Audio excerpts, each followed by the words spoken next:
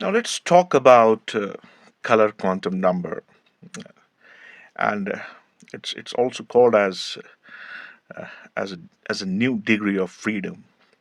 Now, talking about baryons. Now these baryons are made up of three quarks. I mean, and each quark are made of three quarks, and each quark has a spin of 1 by 2 h bar. And and suddenly these quarks are fermions. Now, if they are fermions, they fall in the category of Fermi-Dirac statistics, and they obey Fermi-Dirac statistics. And talking about Pauli's exclusion principle, what it does basically, the Pauli exclusion principle. What it does basically is that it forbids the formation of a baryon with the same type of quarks. It forbids with the same type of corks, or we can say same type of flavor of corks. And considering, if we consider omega minus baryon, if we take this baryon, omega minus baryon, uh, it has a spin. It has a spin of 3 by 2 h bar, and it's made up of three strange quarks, and it's made up of S, S, S, and S symbolizes the strange quark. Now, according to Pauli's exclusion principle, such particle like this uh, uh, omega negative baryon cannot exist, as there are three quarks, uh, S, S, and S, uh, constituting uh, uh, like it cannot be in the same state. All the three S's cannot have the same state, and this problem was resolved by introducing a new quantum number. And this new quantum number, or degree of freedom, is what is called as color. And this color is required to distinguish the quark, which are otherwise identical as S, S, and S. Now, it was postulated that quarks carry one of the three possible colors. I mean, the three possible color quantum numbers, and these three possible color colors are, first one is red, R, and then the second one is green, G, and the third one is blue, B, RGB, and the anti-quarks carry the anti-colors. That's we have anti-red, we have anti-red as R bar, we have anti anti-green as G bar, and we have anti-blue as B bar. Now, what is important here is that the color quantum number has no relation with actual red, green, and blue colors of the visible light. The quantum number, it was named color simply because red, green, and blue quarks make a colorless state. They make a baryon. In the similar way, a white colorless light is produced due to the mixing of RGB, due to the mixing of red, blue, and green colors of the visible portion of light. Now, talking about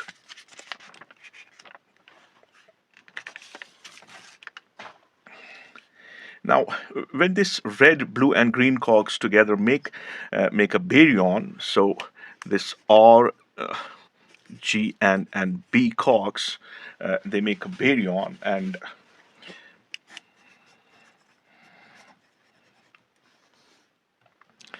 so what we have is that they make a baryon, and the baryon is colorless. Similarly, the color combination of red quark, if I take red quark and anti-red quark and anti-red quark,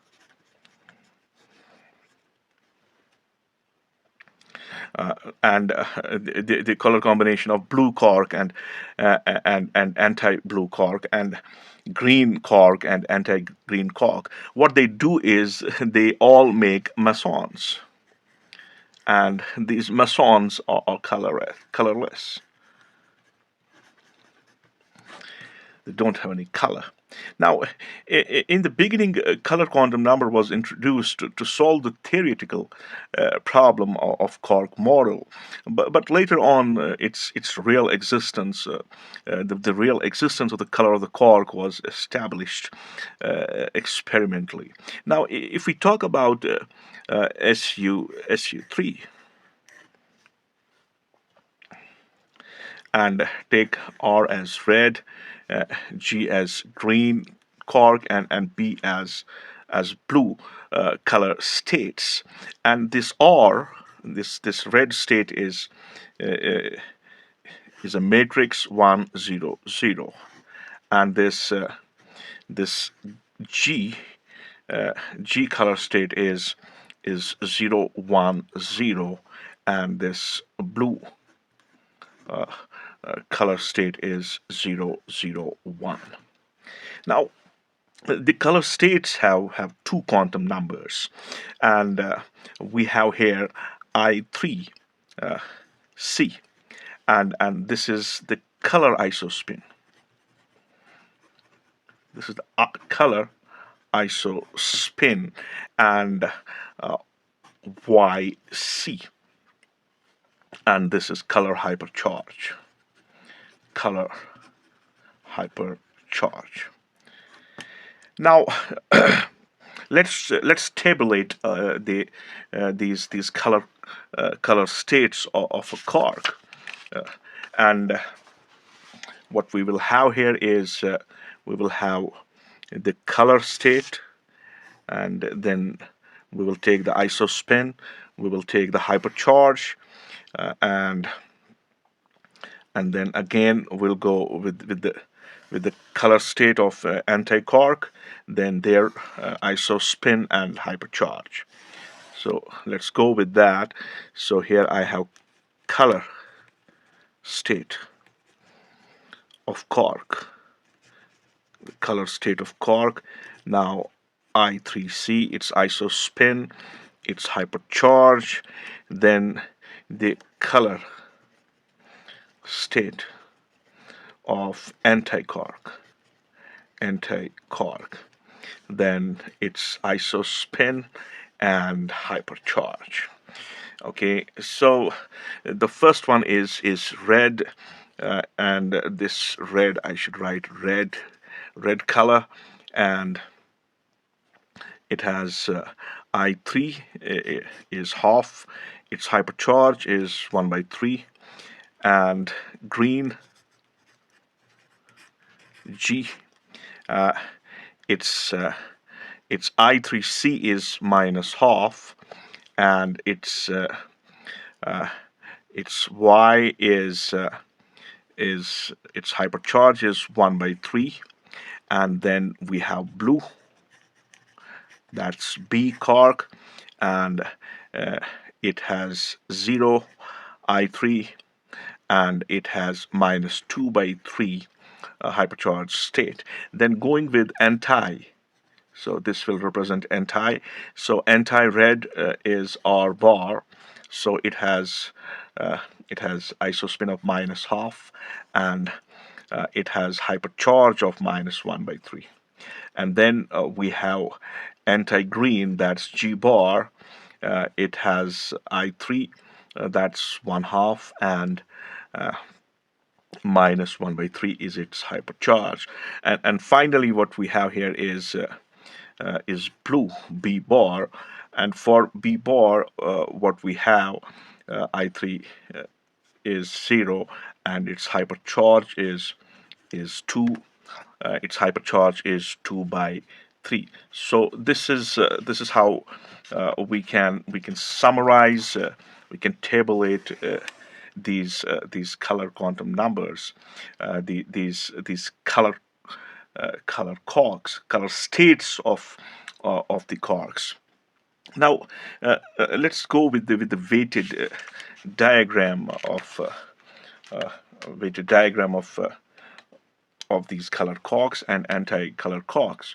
Now, weighted diagram we have in terms of I3, okay, isospin, and in terms of hypercharge. And hypercharge we have y raised power c. So this will be a representative of my weighted diagram of color quarks. So here I have G, and here I have R, and here I have B. So I would like to join them, and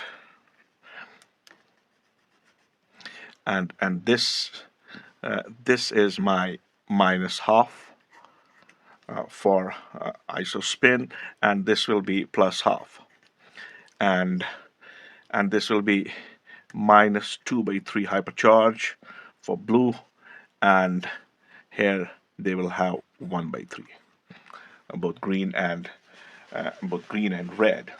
Now let's go with the weighted diagram of the anti-color quarks. So this is the weighted diagram,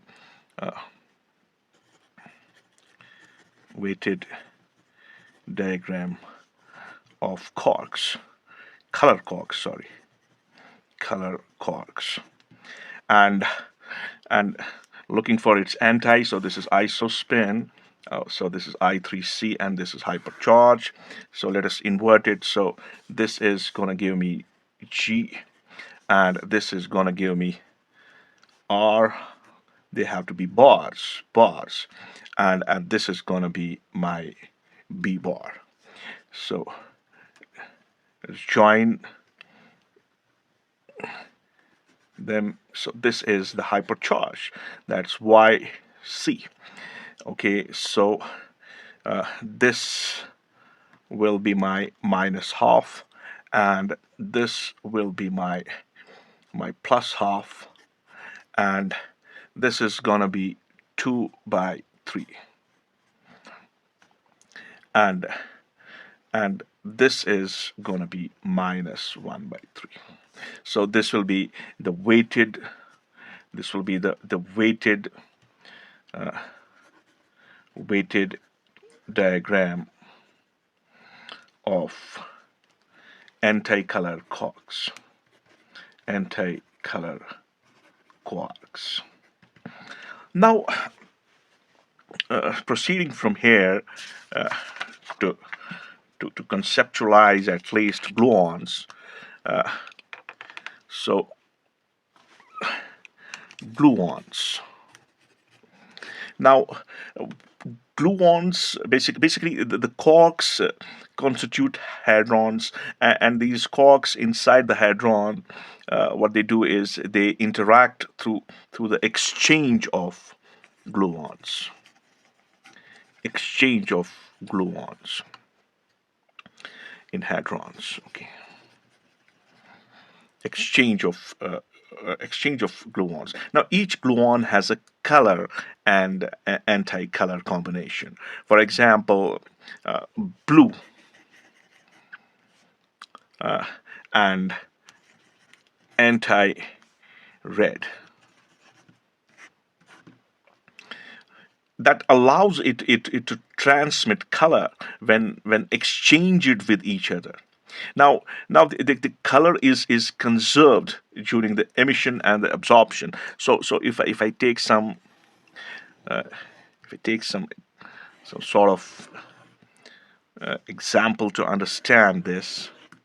Now, what I have here is that the color is conserved during the emission and absorption of these gluons, and these gluons are exchanged between between the quarks, and the process of exchange of gluon changes the color of the quark continuously with respect to the exchange of gluons. Now, talking about meson, say for example, meson is made up of a quark and anti-quark. Okay, the color of a quark cancels the anti-color of anti-quark, and hence the meson is colorless particle, and it's a singlet. Now, in the same way, if I assume a pi made up of a blue quark and an anti-blue quark, and the blue quark is converted into the red quark when a gluon is emitted by the pion. Now, if I assume that I have a pion here, suppose this is a pion, and here I have a blue quark. Now let me assume that this is a blue one. I have a blue quark and an anti-blue quark. So this is anti-blue quark. And what happens is it emits it emits a gluon, and when it emits a gluon, it becomes a red quark. And here I have anti-blue. Now, what happens is that this gluon, what I have here is a red quark. Now, I have a red quark, and this red quark is absorbed by the anti-blue, and so here it is absorbed, and this becomes anti-red quark. So I can say here that the quark exchanges its color.